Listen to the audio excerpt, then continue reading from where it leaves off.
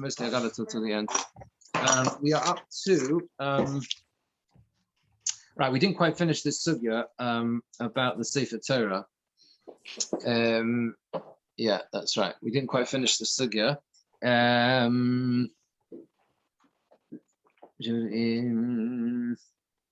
me just remember where we got up to. That's right. We're up to Rabbi Yehuda. Basically, the Gemora is that we've got the last few bits and pieces to do about this Machalokes in Yehuda and Reb Meir. What are we? Sorry to interrupt. Oh, sorry. Yes, you're Daladom at base. Okay. You're Daladom at base. Nice to see you, Shlomo. You're Daladom at base. 1, 2, 3, 4, 5, and everyone else. 1, 2, 3, 4, 5, 6, 7, 8 lines down. The last word on the line, Rabbi Yehuda. Okay. The reason we brought this long brisa was because we had a question from it on the way the Sefer Torah is the way the Sefer Torah is effectively. We said that a Sefer Torah should have a circumference of 6 tefachim, kefo 6 tefachim, 12 tefachim. From that we had a question, if you recall, from the way this brisa describes what's inside the Aron Kodesh, that a machlokes Rabbi Yehuda and Reb Meir as to whether the Sefer Torah that Moshe Rabbeinu wrote was actually placed inside the Aron Kodesh or on a shelf or box outside the Aron Kodesh, right? Outside the Aron, right? Now the question was, and the point was that Rabbi Meir, how did it work again? Rabbi Meir said that it was inside, and Rabbi Yehuda said that it was outside. So the question was that according to Rabbi Meir, if it was inside the Aron, how could it possibly fit if the whole thing was you rolled it in 2 scrolls, it ends up being wider effectively than 2 tefachim, okay? And even if you say it was in 1 scroll, you can't fit a column which is exactly 2 tefachim wide, right? Inside a space which is exactly 2 tefachim. So that was the problem, right? We concluded that was a bit unraveled, that sort of went as a little roll on top, and that's how they fitted it in the Aron. The only announcement that occurred to me was if it's 6 tefachim. Yeah. In other words, I know they were working on the principle of 3, so the ratio of 3. Yes. Yes, 3. Yes. Whereas actually pi is 3.14, so it would have been less than 2. Yes, that's right. Did you mention that? Or Richie mentioned that last week. It would be 3 pi is 3.1, and but how much though? A little bit. Enough to make space. Enough to give you that extra. Interesting. Interesting. Yeah, interesting. The Gemora always takes on the Gemora. Yeah, it sounds like I imagine someone probably does ask the kasha. I mean, it sounds, but I don't. But the Gemora always takes on that pi is is 3. It's always rounded up to be that to that But yeah, it's a fair question. Yeah. So okay, the Gemara asks now, just to Rabbi Yehuda, according to Rabbi Yehuda, who says the Sefer Torah that Moshe Rabbeinu wrote was outside the Aron, right? So Rabbi Yehuda Mekami de Leisi Arges, before the box was brought, before this box, the Plishtim returned a box, and inside the box were these various gifts they gave to atone for what had transpired from them taking the Aron, and it was on that top of that box, Rabbi Yehuda says that's where the Sefer Torah was placed. Mekame, before the Leisi Argas, they brought the box. Sefer Torah, Heichav Yosef. Where did the Sefer Torah go beforehand? There was no place to put it. The Gemara says, Dapav anofik minei v'Yosef ilav Sefer Torah. There was a board which was protruding out of the Aron, and upon it the Sefer Torah was placed. Rabbi Meir, according to Rabbi Meir, Hai mitzad Aron my ovid lay. The pasuk which Rabbi Yehuda brought to prove his point, was the fact that it says in the Torah, you shall take this Sefer Torah and you shall place it, Apostle in Dvarim, you shall place it next to the Aron. What's Rabbi Meir going to do with that, right? He says, that he says doesn't mean outside the Aron, it's on the side of the luchos and not between the luchos. Right? And in reality, it was inside Minatzad, right? From the side, right? It was Megaveh inside it, Minatzad on the side, yeah. Okay, so that's how it was. Yeah. So that's how we can answer it, right? Where were these amudim? These amudim that we mentioned, there were 2 poles that were made of silver and they, according to Yehuda, they were inside the Aron, these two poles. We had a whole thing last time we discussed. Tosfos discusses what was the point of these poles. It was a simon. Rabbeinu Tam says it's a simon lahamodas Yisrael, the establishment of Klal Yisrael. These two, all like that mysterious poles that were inside the Aron. Where were they according to there? Where were they? Right. They were outside. They were outside. They were not inside. Why does he have no space? Why does he have no space? Because he requires, if you recall, since he holds that the Sefer Torah is inside the Aron, there has to be a tefach on either side of the Sefer Torah to lift it in and out, and that's why he has no space for these amudim, these poles. That's why he has to put them outside. Okay, so the Gemora says they were outside, they were not inside. Rabbi Meir shivrei luchos to menachin be'aron minole. How does Rabbi Meir know that the broken pieces of luchos were inside? Okay, how does he know they were inside the Aron? Because Rabbi Yehuda said, that, yeah. Just, I mean, the way the article drawn is there's 6 talking with the luchos. 6 talking with the luchos, yeah. But the Aron was 9 talking. The Aron was 9. So why could the poles not go either side? Inside of the luchos. So I think the reason is because since you have the Sefer Torah at the top, so the poles, when there's no space at the top for the poles, there's space. The Sefer Torah is no, it's not. Well, it depends like when you're on the side. There's the Aron is positioned like this, yeah. and you have one luach then the other, and then you have the Sefer Torah. Yeah. The Sefer Torah needs a tefach either side to be lifted in and out. The poles that Rabbi Yehuda describes go from one length of the Aron to the other completely. So you don't have. The rods would be on top of the atzeicha. Well, if there were atzeicha, the point is you need that the entire space at the top is taken up by the Sefer Torah. If you include the tefach either side to take it in and out, you can't fill that space with the rods. So you don't have a completely blank space for the rods, according to Rabbi Meir. That works, and that's why they had to be outside. Does that make sense? So it's 6, 7, 8. And then I'll does that make sense? I don't know whether, yeah. So that's how it is. But Rabbi Yehuda, Rabbi Meir's posuk was Ein ba'aron rak, which was the double negative, and that's how he learned that the Sefer Torah was inside the Aron itself. Rabbi Yehuda, we asked, doesn't use Ein ba'aron rak to place the Sefer Torah inside because he is the middle outside. What does he use Ein ba'aron rak for? He uses it for the shivrei luchos menachim ba'aron, right? Both the luchos and the broken pieces of the first luchos were also inside the Aron, right? Now, therefore, the question the Gemora asks now is, where was the, according to Meir, where was what? How does he know that they were inside the Aron? How does he know the broken pieces inside the Aron? Says the Gemara, he learns it from Rafuna. The Amar Rafuna says, what does it mean? It says in the pasuk, Asher Nikra, shame, Hashem Tzavokos, Yoshev Akruvim Olav, that it's called the name of Hashem Tzavokos, the one who sits on the Kruvim was upon it. This teaches the two words Shem, his double word Shem is twice in the pasuk. That tells you that the Luchos and the Shivrei Luchos were both placed in the Aron, Menachem ba'aron. Yeah. Now, what does Rabbi Yehuda do with that pasuk? He learns it for Rabbi Yochanan. Rabbi Yochanan says on Rishon ben Yochai, in the name of Rishon ben Yochai, Melamed Hashem b'chol kinuyov menachin ba'aron.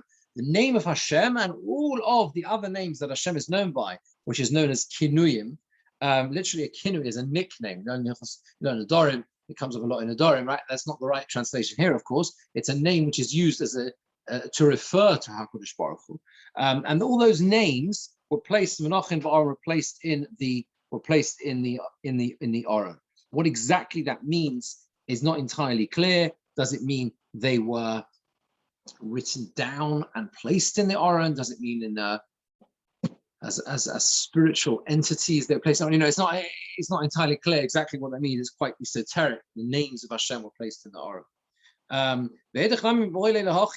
The other one also needs a pasuk for this purpose. How can he have it spare to tell me that the broken pieces of luchos that were in the Aron? How can Rabbi use it for that? And Enochanami, it's true. He needs it for that. How does he in fact know that the broken pieces of luchos were placed in the Aron? Nafkalemi the Tony Rav Yosef. He learns it from that which Rav Yosef taught in Brisa. The Tony Rav Yosef. Yosef brought Brisa, which says as follows: Asher shibarto v'samto. Okay, which you broke and you shall place. This is a pasuk in Devarim, Perek Yud. This pasuk tells you the fact you have the juxtaposition of the words, the luchos that you broke, and it says you shall place. The two words go together. That tells you that the broken pieces were also inside the Aron. The idach and the other one, he needs it for Reish Lakish. This pasuk he uses for Reish Lakish, a very famous drasha of Reish Lakish, to Amar Reish Lakish. Reish Lakish says, Asher Shibarta, that you have broken Amar HaKadosh Baruch Hu Moshe. Hashem said to Moshe Rabbeinu, Yashe kochacha sheshibarta. Asher is like you're praised, right? So Yashe kochacha, that you broke the luchos. It was the right thing to do. This is one of the things that Moshe Rabbeinu did of his own accord, and Hashem agreed with his actions subsequently to him doing so, right? To him doing so, right? So that's what Rabbi Yehuda will use this pasuk for. So effectively, we've now resolved everything. Yeah, right. Everything that was to resolve here. Yeah. By the way, Richie, your question, Tosfos asks about the polls. Remember, yeah, the second Tosfos. That's the Tosfos question. Remember, it's just Tosfos. Even though there's a lot of space between Remeh and the whole length, apart from opposite the Sefer Torah. Yeah, Poshut Hoyuloi should say Hoyoloi. Poshut Hoyoloi. It was a Poshut to Remeh Menachim B'tzad Rosh Ha'aron Sefer Torah Menach. It was obvious they were also opposite the top of the Aron where the Sefer Torah was, which means they wouldn't fit. But he asks you a question and gives the answer that we give. So that's all there. I just saw that there in Tosfos there. Okay. So we saying the principle you have the shivery luchos weren't now. No, they were. They were. He has a much more straightforward source for it because of this pasuk Ein Ba'aron Rak. There was nothing in the Aron apart from the double negative. That's for the shivrei luchos. Yeah, that's the shivrei luchos. And as Kiyodua, there's a lot of different explanations. The first one will talk why they were there, what they symbolize, the fact that they had to be there together with the luchos that lasted was obviously highly significant in many respects. The dimensions of the first luchos is the same. Yeah, so we discussed, didn't we, that you would assume they were. I don't know if it's entirely clear. There were differences, obviously. I mean, the first luchos were made by HaKadosh Baruch Hu, so the second was made by Moshe Rabbeinu. Yeah. No, but it was Samos. That's why we know this. Presumably. Don't know. Yes, that's a good right, exactly. It does say Korish Shonim, yeah, the same as the first, right.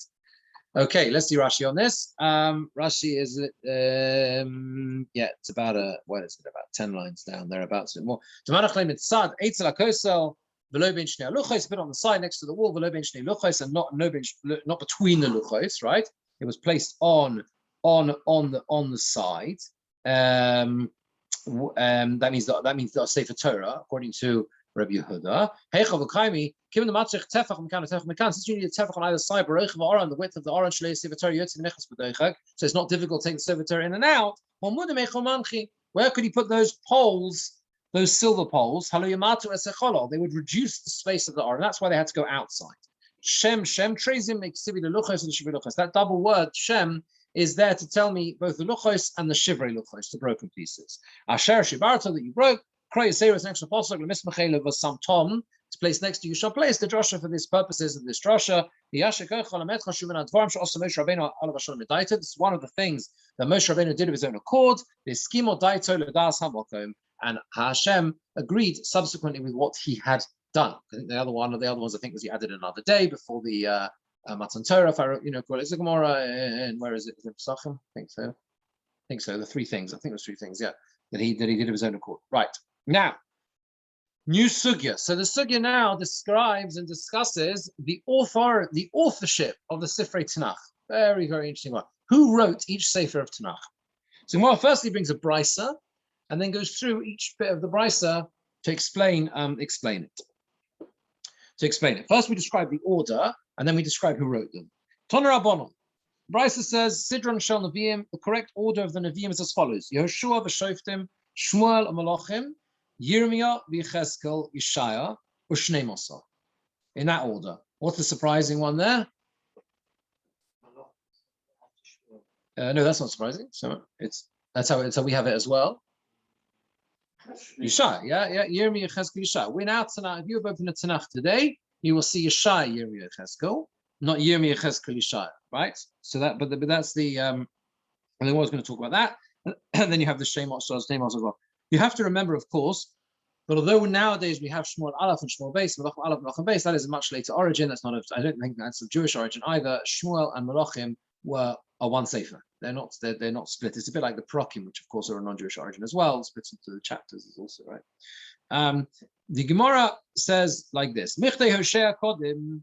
We know that Hoshea came first. And in the order when the Nevi'im lived, Hoshea was first. The Pasuk says, Tchilas Tiber Hashem b'Hoshea. The beginning of the speaking of Hashem with Hoshea. Now, that's at the beginning, I think, of Hoshea, right? The Sefer of Hoshea. Hoshea is one of the Trei Osar. So the question, of course, is V'chi'im Hoshea Diber Tchila. So what does it mean? Beginning of Hashem's words with Hoshea. Well, Hashem spoke from Moshe and onwards. Hoshea wasn't the first one Hashem spoke to. You translate those words literally. The beginning of Hashem speaking is with Hoshea. That doesn't make sense. So most of our Lo Moshe Hoshea come Nevi'im. There were many Nevi'im from Moshe until Hoshea. Rabbi Yochanan says that the meaning of these words is there was the beginning of the four Nevi'im who prophesied at this stage, at this juncture. And these are they: Hoshea, Yeshaya, Amos, Umicha. So there were four who were all at the same time: Hoshea, Yeshaya, and Amos, and Umicha. Three out of the four, of course, part of the Trei Osar, and then you have Yeshaya. And they were all at the same time, and therefore but Hoshea was the first of them. So the Gemara's question, therefore, is: since we've established that Hoshea came before them, V'liktame lo Hoshea b'reisha. So Hoshea should come first. Why is it that we put Hoshea as part of the Trei Osar? Why shouldn't we put Hoshea before Yeshaya? So the Gemara says like this: since it says his nevuah together with Chagai, Zechariah, and Malachi, that means to say that it's included. They are written together in the one sefer of the Trei Osar. V'Chagai, Zechariah, Malachi, Sof Nevi'im Havu, and Chagai, Zechariah, Malachi were definitely, we know, were the end of the Nevi'im. They were in the time of the Bayis Sheni already, the second year of Daryovish, as Rashi says. They were already right at the end. Chagei, Zechariah, Malachi. Choshev Leibadayu. That's why it includes Hoshea together with them, right? The Gemara asks the obvious question: why don't you write Hoshea as a separate sefer and put it before Yeshaya? So once I did because it's small, it would get lost. One of the reasons why the Trei Osar are included, the Gemara is implying, that one of the reasons why the Trei Osar are included as one sefer and not as separate ones is simply because they are short, and you would lose them. They would get lost from the annals of history. We would have not, they would get dropped. They would get misplaced or misled, or they would forget them, and that's the problem. And so therefore, that's why Hoshea had to be placed before the. That's why Hoshea, had to be later, even though chronologically, Hoshea was earlier. Yeah. You need to bear in mind with this whole sugya, and the same with the next bit when it talks about who authored them, right? That there were many other candidates for inclusion in Tanakh. I say candidates in the sense there were all sorts of other Sforim around, right? Which the Gemora and Chazal openly talk about and even sometimes refer to. They were known as the Sforim Chitzonian, right? Ben Sefer Ben Sira. Later, right? Say, the others as well. The Maccabees. There was a book called the Book of Judith or Judith. There was a book of Torah. All sorts of other Sforim Chitzonian, right? Which were left out of Tanakh, which are not considered to have been written Baruch HaKodesh, and therefore establishing fundamentally what's considered to be part of, to use the technical term, part of the canon, is fundamentally important, and is not given at all. It has to be set out in the Gemara, right? To make it absolutely clear what is considered to be part of Tanakh and what is not, what is in and what is out. And similarly with the authorship as well, right? We have to be able to clear. Pardon? We have these- Sure, you can buy them. Of course, absolutely. I mean, when you say have them in existence, I think some perhaps more than others. There are there's a lot of history. The Gemora quotes, for example, Sefer Ben Sira. The Gemara quotes a number of places. Gemora quotes the Kakosha B'Sefer Ben Sira. It says Shanam, as it says, and not quite say Shanama, but it brings like parables or phrases from Sefer Ben Sira, right? It does occasionally it quotes, and then of course you have the whole of the book of Maccabees. We have the story of the whole of Hanukkah's in there, right? So we have quite a lot of these. And if I'm not Mara Megillah discussed. must have been later. Yeah. What? Mara Megillah discussed about whether Esther's part's not or not. There you are. And So the whole thing, whether it's where it's Tamei Dime or not. yeah, it's me a dime. Yeah. That was the last one. Well, That's the last one. Was included and look for a source. Well, it wasn't the last one chronologically. But it was the one they looked for a source specifically to say that it was included or not included. Right. Okay. Yeah. What was that? Esther's not the last chronologically, right? So there's nothing there. Esther's not the last chronologically.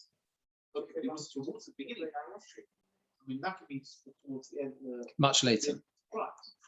That's true. Much later. But there are others that were potentially earlier, or could have been earlier, or could have been contemporaneous, whatever. It's always confusing. We're not exactly sure. Aside from that, there were many Nevi'im, but I'm just all I'm pointing out simply is that the reason why the Gemara needs to codify what is part of Tanakh, it demonstrates the very fact that the Gemara does this demonstrates that it wasn't necessarily a given, and people weren't necessarily aware, and that there were others around, other things. I'm just simply push up shut. You ask me, why does the Gemara need to do this? Obviously, we know what's in Tanakh, right? The answer is no. It wasn't so obvious, and it had to be made clear. That's all I'm pointing out. But and you see it from other Gemaras as well, like you say with Esther. There's discussion about they wanted to potentially, or was it Koheles or Koheles because of the conflicts of Emunah that exists within it. What? Yecheskel, then they want to chuck out. There were questions about Yecheskel because Yecheskel in certain places have Torah Pashas Emor seems to contradict the Torah. So there are all sorts of, there are all questions that have to be resolved. Exactly. So the Gemara says, Yeshaya Kodem Yirmiyah Yecheskel. Since Yeshaya came before Yirmiyah and Yecheskel, we know that because Yeshaya, Yirmiyah.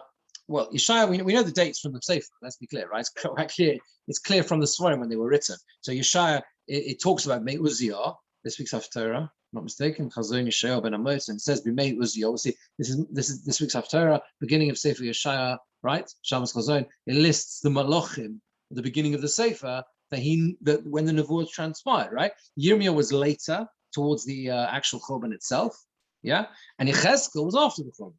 Yecheskel was in the Golus already on the Har Kavor, yeah, first day Shavuos, right? So this is how it is. So since Yeshaya came first in Yecheskel, so surely Yeshaya should be placed first. The Gemara says, given the Malachim Sofi Chorbana, Yirmiyah Kole Chorbana. So the Gemara says there's a thematic reason why they are in this order, because Malachim was the end of Malachim is Chorbana. The Chorban Abayis is described at the end of Sefer Malachim. You know Malachim, the last few Prokim talk about the Chorban, right? Describe it. The Yirmiyah Kule Chorbana. Yirmiyah is entirely Chorban. The whole of Sefer Yirmiyah pretty much is describing Chorban. The Yecheskel, and Sefer Yecheskel is Reishei Chorbana b'Sefer Nechemta. Yecheskel begins with Chorban and the Sefer Nechemta. The end of Yecheskel is Nechama. Why? Because it's all those prokim at the end of Yecheskel that describe the bias shlishi. You know what I mean? There's a lot, about 10, 15 prokim at the end of Sefer Yecheskel, which describe the building of the bias shlishi. In fact, Chazal say that would have been the bias sheni had they been merited to go back to Eretz Yisrael at the level of what it should have been, but instead it became will be the future bias shlishi. But Yeshaya kulei nechemta, and Yeshaya is entirely nechama. Very interesting that. It's entirely nechama. The whole of Yeshaya is a comforting theme. Therefore, samchinu chorbana lechorbana v'nechemta lenechemta. Therefore, we put them in that order that Yirmiyah follows Malachim, right? Followed by Yecheskel, which is half, followed by Yeshaya, which is entirely nechama, and that's why it should be in that order. And that, by the way, is the order. That's the order it should be in. I think if we Sifrei Tanakh were ordered correctly, then that's how they should be. I'm not sure why it is that way it appears the order's been changed. Where we have it, the order's been changed. I think in some Sifrei Tanakh, I have a feeling that I don't have one here. There is the Koran, is there? We have a big Koran here, no? What the Tanakh we use for the Haftarahs, isn't it? Where is that? Is that? Do you mind looking up, Jeremy? Under the bimmer. Under the bimmer, right there we are. Do you mind? Sorry to trouble you. I'm interested to know whether the Koran, because the Koran is very accurate. So I'm interested to know whether they have Yeshaya. I think they probably have it before you, Cheskel, but it's an index. No, there isn't. Yeshaya was chronologically earliest. Yes, chronologically the earliest. He was giving the Choma. So, well, this is a question about Yeshaya, right? I mean, the Haftarah of this week is difficult Nechama, right? The Haftarah of this week doesn't seem to be Nechama. Yeah, no, they have it here the same as we have it. Yeah. Pardon? Yeshaya didn't overlap with Yirmiyah. Well, Yeshaya, no, I don't think so. Yeshaya was murdered but Yeshaya was murdered by Menashe. Well, I think they're going to talk about that later. You know that he was assassinated. Yeshaya was murdered. Terrible. What? Time of Menashe. Sorry. I'll keep it for a second. Yeah, I might keep it because I might need it. What? Pardon? Yeshaya. Yeah. Chizkiyahu. Menashe, the son of Chizkiyahu, killed. No, that was Zechariah. I don't think he killed him. There's a Gemora about it. I can't remember where it is. Describes how he killed him. It's in the where is the? I think the murder's described in Yeshaya. No, it's described in Yeshaya. Maybe in Sefer. I can't remember. But anyway, Yeshaya was murdered, right? Yes, by his grandson. By his Grandson. Yeshaya. No, his grandson. Chizkiyahu's son was Menashe, not Yeshaya. His grandfather was. How could that be? Was who? Yeshaya. Sorry, Yeshaya, yeah. How? Because his daughter married Chizkiyahu. I know that. Ah. I think they went to visit him. Oh, was he his father-in-law? I remember. Yes. Huh? Yeah. That's the order we have in the standard order, right? Yeah. Is that right? Is that what he was? Yeshaya was. Is that right? Yeshaya was Chizkiyahu's father. Okay. And his grandfather convinced his father to have children. Yeah, that story is clear. Yeah. He convinced him to go and have children. Chizkiyahu Melech did not want to have children because he foresaw that he would have a son called Menashe. And Yeshaya goes to him and convinces him it's basically none of your business. He says to him, it's not your, it's not your concern what HaKadosh Baruch Hu decides to do in the future. You have a responsibility of Puravu. You can't just exclude yourself. You're saying he was his father-in-law, Yeshaya.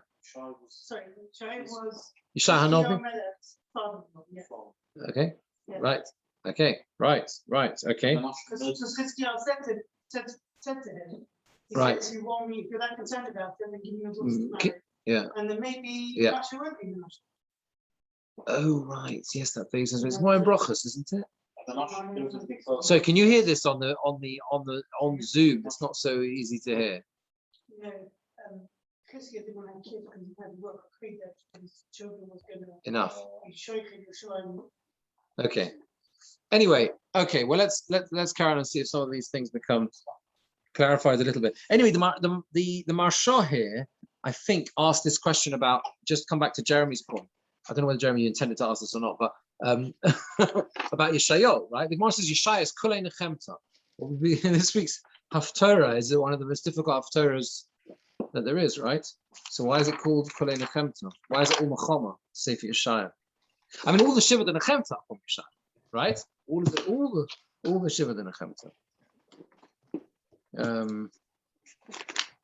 So I just got to reference it to a Marsha. Where is it? The diagram on the base. A second.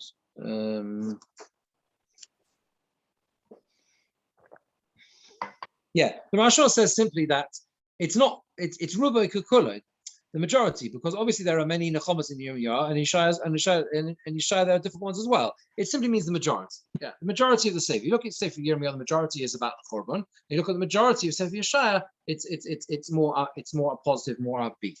The language, by the way, of Yirmiyah and Yeshaya is very, very different. If you try and learn Sefer Yirmiyah, it's easier to understand just translation. Yeshaya is very, very difficult. It's very poetic. It's very flowery language generally. It's much, much harder to understand in that way. Okay, let's see Rashi on this.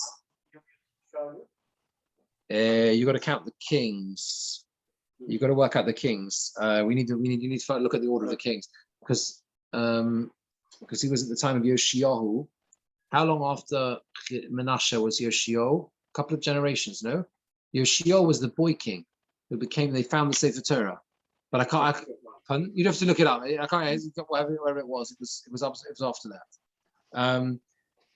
Let's see Rashi. About halfway down Rashi is, yeah, the time of these Malachim, Uzziah, Yosem, Achazi, Chizkiah, Ba'abon, Malalu, Ksiv, Cain. With all these 4 Nevi'im, it says the same 4 kings. That's how we know they were at the same time. Chutz Micha, except for Micha, Shlochaya b'mei Uzziah, who was not at the time of Uzziah. Aval b'mei Yosam, Achazi, Chizkiah. So with Micha, it just says Yosam, Achazi, Chizkiah. Doesn't mention Uzziah with him, but with all the others, it mentions all 4 kings.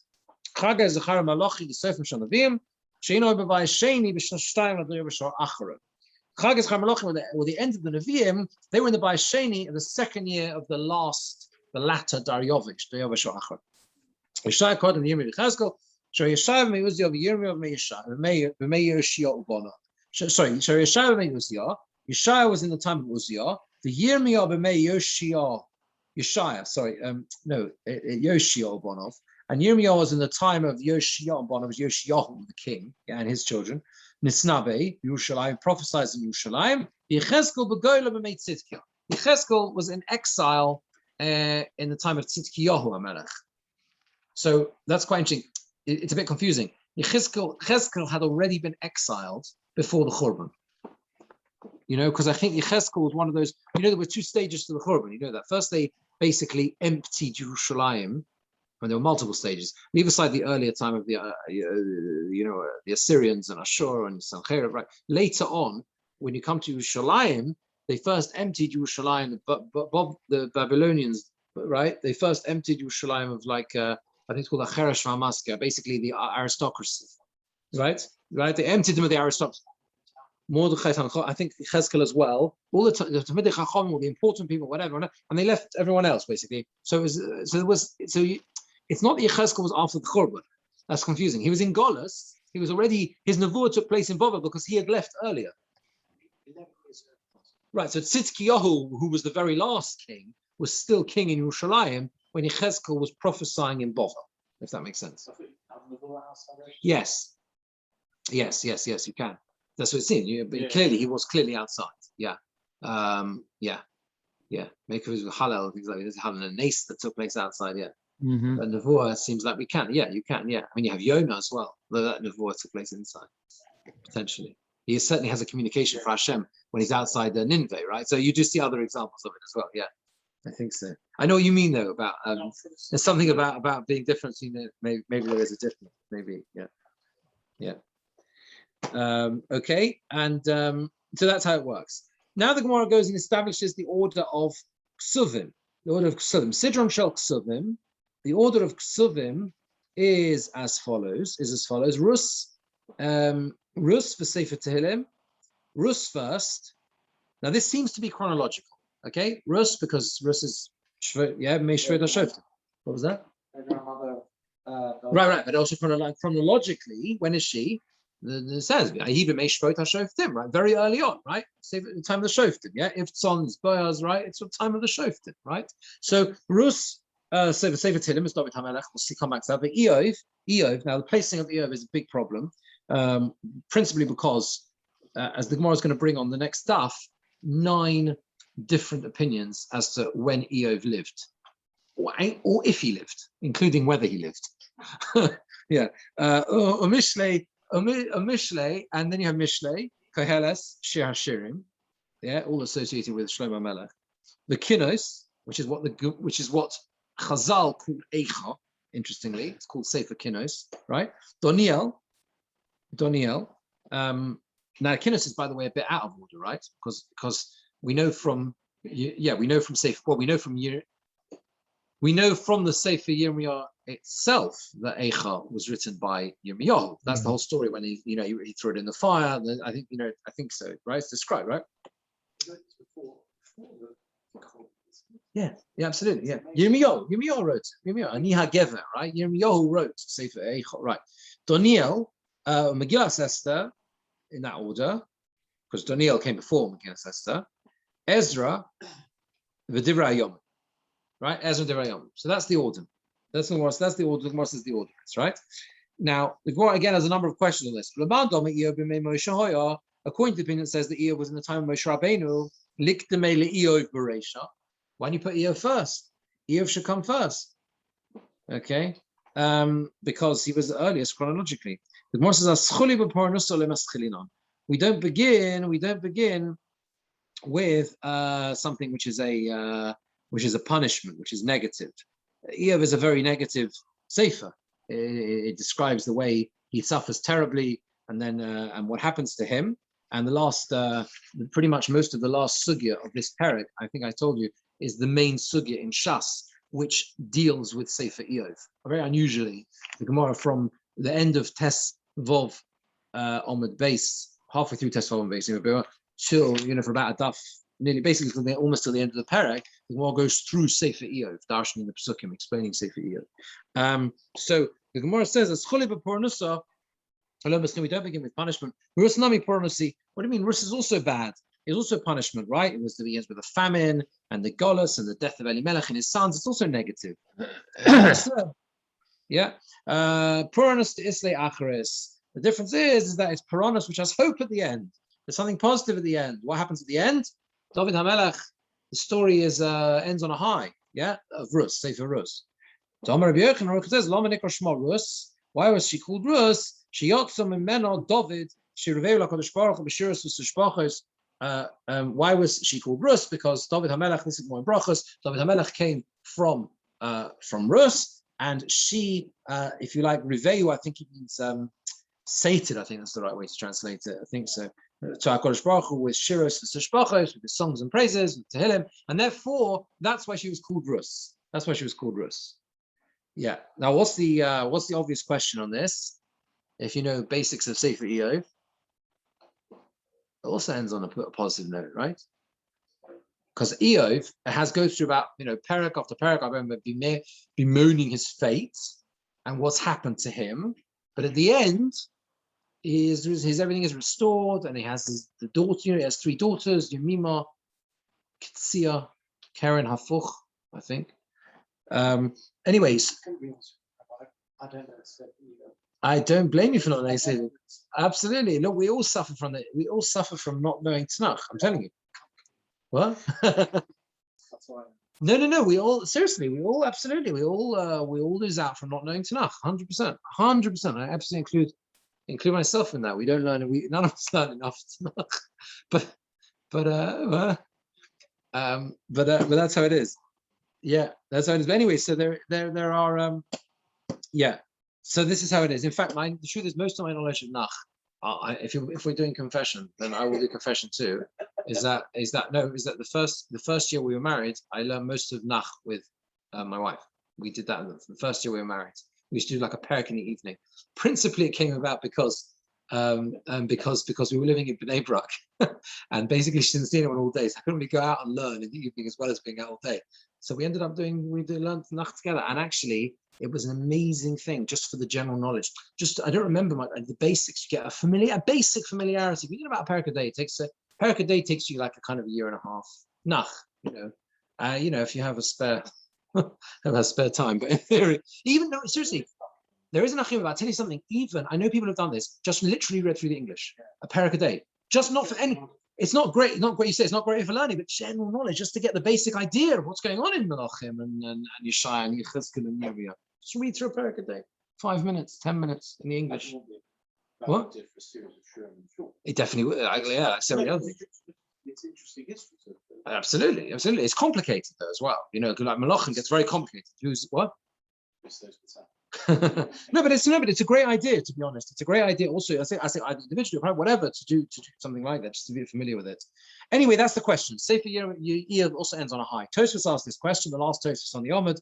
Tosfos says, "V'mtoma Eov nami isvei acharis." You see the last Tosfos there, the little one at the bottom. He says that Eov also has acharis at the end, right? It has something positive. Yeah, it's a wonderful phrase. That word acharis. Acharis means. Achar means like after or the end. There's something at the end. We say acharis for sikva. There's some hope at the end. Acharis to Rus, acharis to Kol Yisrael. The difference is that Eov's story ends on a high, but that's a private story, right? His own family. But the high of the end of Rus is the whole of Klal Yisrael, right? That's what it is. It's the line of David HaMelech. There is an opinion we'll see later on in Gemora that HaKadosh Baruch Hu only rewarded Eov, doubled his pain rewards because to give him his whole reward in Olam Hazeh, because he lost his Olam Haba.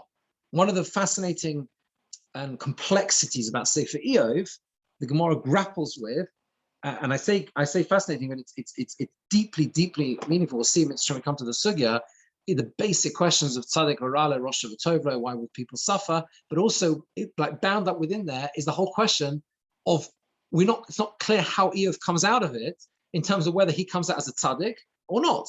It's not clear. He says some things in response which seem to be quite heretical. Is he blamed for that or not?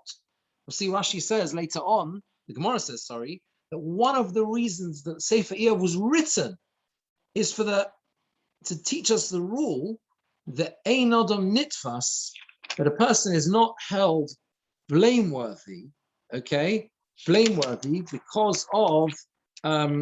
of something he says at a moment because of tsaras, because of tsar. Ein adam nitfas al tsara.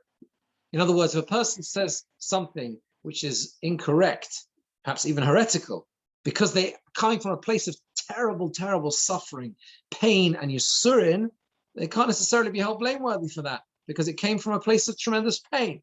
That's a very striking concept, dangerous idea. How do we take that? How does that mean? It's one of the things Gemara is going to deal with, right? Because was Eov blamed for things he said when he was in such terrible suffering, under such terrible scare? Just opening the what? Went through all those Yisurim. It's not clear. There's a machlokus, I think, in the Gemara about whether or not Eov comes out as a tzaddik or not as a result. Yeah, we'll see.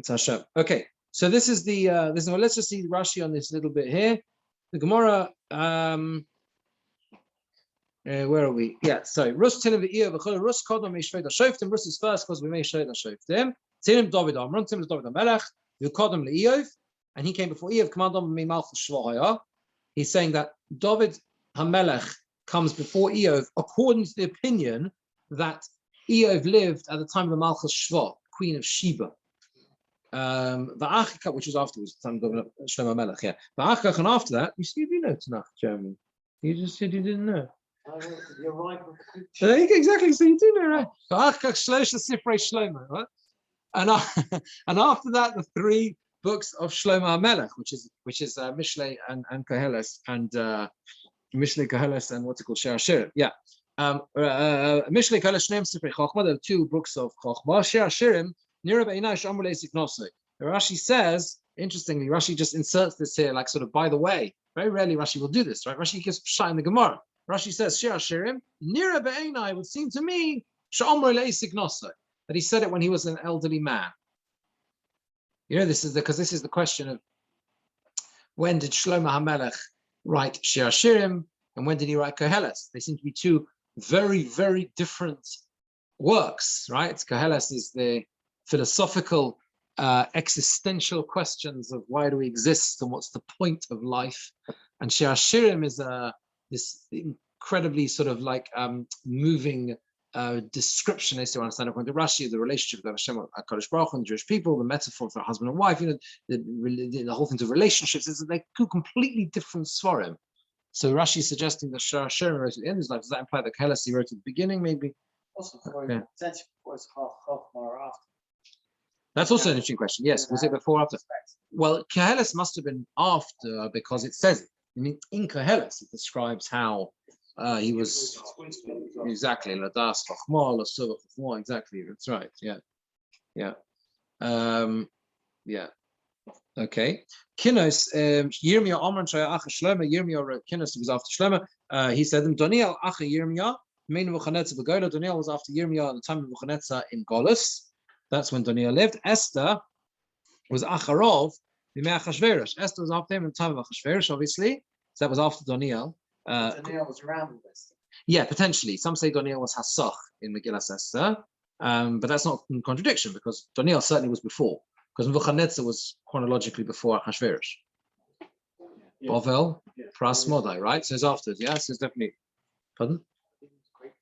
Great-grandfather of Achashverosh? Was it? Vashti. Nebuchadnezzar is the grandfather of Vashti. Yeah. Okay. Ezra Achar of Sikeh.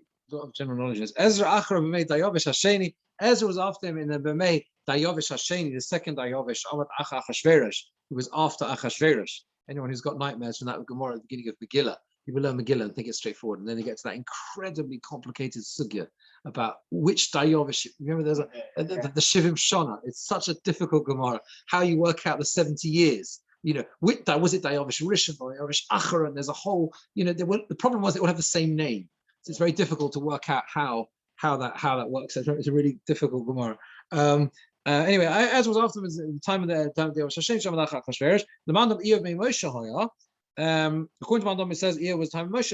Can't come to that later on. Rus Nami Poronasi. We asked that Rus is also Poronasi. Rav Golos Misa Selimelech Bonov. Bad things happened with Rus. The famine, the exile, the death of Elimelech and his sons. So we say no. The Islay Acharis. Sofa Poros Nepach La Acharis the Tikva Shiyota David Nisham. David HaMelech comes out of there, right? So there's Acharis, there's hope, and Tikva at the end, right? So so this is the David HaMelech. David HaMelech comes from there. Yeah. So David, right? Okay, fine. So let's just Tehillim. Where? Tehillim. Yeah, Tehillim is. We said Tehillim is near the beginning of Ksuvim after Rus. And again, we don't have that in this order. In the order we have nowadays is also not like that. We have the Chomish Megillos together. I think without our Ksuvim, we begin with Tehillim, Mishlei, Eov, Shirash, then the 5 Megillas, and then and then Daniel, Esther being the last of the 5 Megillas, then Daniel, Ezra, Nehemiah. Pardon? Is it the order of Megillas they're reading through the year? No? Oh, yes, that's my word. Pesach, Shavuos, Tisha B'av, Sukkot. No, Esther. Yeah. That's out of order. No, Esther will be the last because it's another. Oh, sorry, you're right. Yes, sorry, absolutely right. From starting at Nissan and finishing off at Nissan. Yeah, absolutely. Yeah, you're right. Okay. Yeah. Anyway, let's do a little bit more. We have a few minutes to just start the next bit. Umi Kosma. Now, we'll ask who wrote these Sfarim. Moshe Kosov Sifrei of Parshas Bilom, which is a remarkable Gemara. Everyone wonders about what that means. Moshe Rabbeinu wrote his Sefer. Okay, that's the Chamisha Chumshei Torah. We ask ourselves why the Gemara has to say that itself is almost like a question. Or Parshas Bilom and Parshas Bilom. And why is Parshas Bilom separated? Because that was the only one that's not direct experience. Exactly. There is. You see from this Gemara, and there are a lot of Divrei Torah out of this Gemara about Parshas Balak, obviously, right? That there is something about Parshas Bilom that makes it stand apart from the Torah. It's the only part of the Torah which is not from the perspective of the Bnei Yisrael. There's no one there to see it other than a recording of what transpired between Bilom and Balak. Rashi says, if you look at Rashi on this bit, Parshas Bilom, Nevuoso Mesholav, his nevuah and his parables, the Seder Maisov. They're not a requirement of Moshe and his Torah and the Seder Maisov and the order of his actions, his deeds. That means to say, if you took out Parshas Balak from the Torah, right, except potentially for the last bit, right, because that's connected to Pinchas and everything else. If you take out the rest of the story, it stands alone. It doesn't affect the rest of the story of the Bnei Yisrael. There's also Gemora Brachos which says that if you don't, anybody who sort of doesn't believe in Balak, the story of yes, they reject the whole Torah. Yes. And Chazal wanted to institute the whole of the Sefer of Bilom as part of Kriya Shema. That's right. No, yeah, because it's like it's such a fundamental part of our faith. That story, which no one could have known about. Yeah, that's right. Exactly. That's one shot I think in that Gemara that it is the clearest representation of Emunah Parshas Balach, because how would anyone possibly know about a dialogue going on in private between two goyim somewhere far away from anywhere where the Bnei Yisrael are? I mean, that therefore itself is a statement of emunah. Although I think the Gemora says it's because of a particular posuk in it about the psukim which relate to hen om klovi or kum. They get up early to say Shema, and there's a whole discussion there as to why that alone should be in the whole parsha. Parsha is in there. But I don't think the Mashal seems to say anything here, but I'm sure others do. Anyway, yeah. That's right. You see, the Maseres Hashas says interestingly, he says, I'm Pirish Hogan al Zeb Shlo. He refers you to the Shlo, and he talks about why it talks about Parashas Bilam here. Okay, there you are. Okay, the Eov and Moshe Rabbeinu also wrote Sefer Eov. Now this man the Alma holds that Eov lived at the time of Moshe Rabbeinu, and therefore the work was penned by Moshe Rabbeinu as well. Sefer Eov.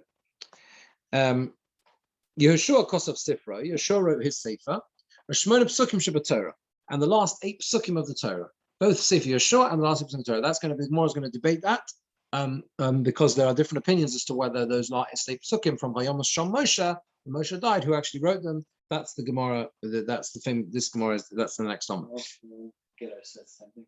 About the last 8 Psukim. Could be some Megillah as well. Could be some Megillah. Yeah. Shmuel Kosov Sifra Shoftim. Shmuel wrote his Sefer and Sefer Shoftim. Verus, and he also wrote Rus as well, which was at the time of the Shoftim. David Kosov Sefer Tilim and Adei Asara Zakenim. David wrote Sefer Tilim through 10 Zakenim. Who were the 10 Zakenim who participated in Sefer Tilim, who composed Sefer Tilim, and David HaMelech collated it all. Alidei Adam Rishon, number 1, Adam Rishon, Alidei Malki Tzedek, which we understand to be Shem, I believe, yeah. Validei Avram, Validei Moshe, Validei Haman, Validei Yedusan, Validei Osaf, Validei Shlosh Bnei Korach, and that's 10 altogether. And the reason why those are mentioned specifically is if you look in Sefer Tilim, you will find them mentioned pretty much by name or by hint or hinted to, right? Lamnatseach, Liudusan, for example, right? There is, yeah, right. They are referred to. They're referred to. Pardon? What do you mean? Adam Rishon composed some Sefer Tilim. Mizmor Shir Yom HaShabbos, no? Yeah. Adam Rishon composed them. David HaMelech collates them and compiles them into Sefer Tilim. Pardon? Rashi brings and says, Rashi brings a few. Rashi says, Kuf Lamates, Golmi Ro Einecha V'lima Yoku Re'echa, there are Tilim which seem to refer to the formation of man, I think. So there are different proofs to this. Yirmiyah Kosov Sifra, Yirmiyah, top of the next Amud, Yirmiyah Kosov Sifra, Yirmiyah wrote his Sefer, the Sefer Malachim, and also Sefer Malachim, the Kinnos, and he also wrote Kinnos, Eicha.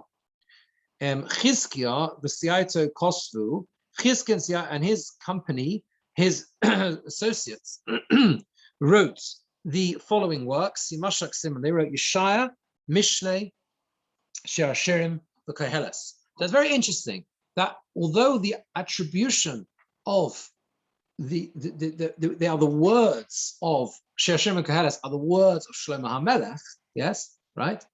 But they were written down by Chizkiah, Okay, and Rashi explains that, for example, in Sefer Mishlei, it says explicitly. You look up Sefer Mishlei, Rashi brings Perechov Dalet, and Sefer Mishlei says, Asher Heretiku Anshe Chizkiah. It says that the men of Chizkiah copied it down. So, I mean, it actually says explicitly in what's it called, in Mishlei. And although Shir Hashirim begins Shir Hashirim Asher Shlomo, that doesn't mean necessarily Shlomo HaMelech wrote it. This was Shlomo HaMelech's Shir Hashirim. Some say that Shlomo means HaMelech Shah Shalom Shalom. Yeah, but either way, we're saying that it was written down by Chizkiah. I'm just going to finish the Brisa. When we resume after the break, we'll go over the Brisa with Rashi. But let's just finish the Brisa just to get a little bit of a taste of it. So the Gemara says, Kufnun Dalet Gimel. There you go. That's the next abbreviation. Sorry, Knesset Gedola Kosvu. The Knesset Gedola wrote the following Svarim. Anshe Knesset Gedola. Sorry, they wrote Yechezkel Ushnei Mosar, Doniel, Megillas Esther. They wrote those 4 Sforim, Chezkel and the Treosor, Doniel and Megillas Esther. Ezra Kosov Sifroi, Ezra, his Sefer Ezra, the Yachas shel Divrei Yomim ad Eloi, and the generations, the genealogy of Divrei Yomim up to himself. He didn't finish it because he didn't write the bit that came after him. There's obviously generations after him in Divrei Yomim.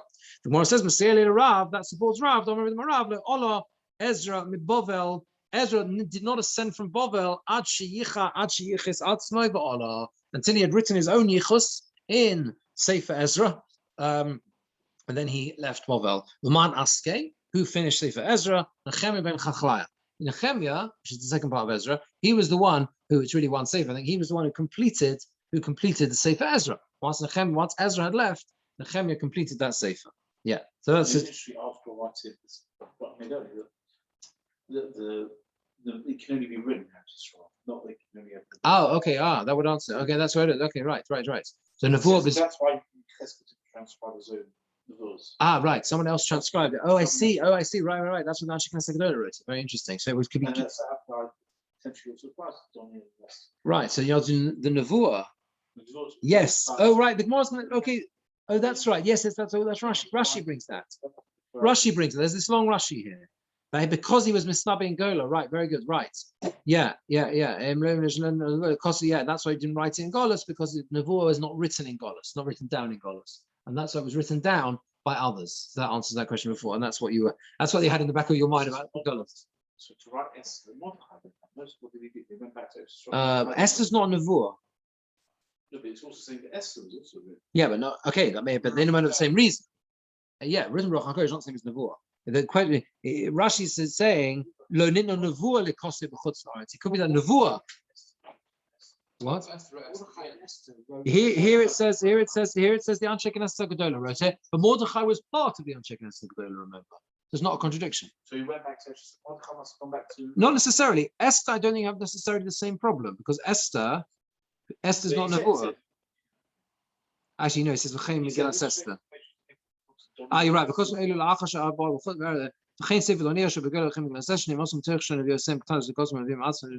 here's a different reason there. Okay, we'll have to see these Rashis. We'll have to see this all properly. We have to go through this properly. It's a fascinating Gemara. I have to go through it clearly. A lot of your dear Klolis, a lot of general knowledge in this Gemara as well, which is very helpful as well. So as I said, we'll plan to resume it Hashem on the 16th of August, unless no one's here except me, in which case one or two others, in which case we might today. Okay. See you soon. Thank you. Thank you very much. Okay, have a good evening. Bye-bye. Good night. Okay, take care. Good night.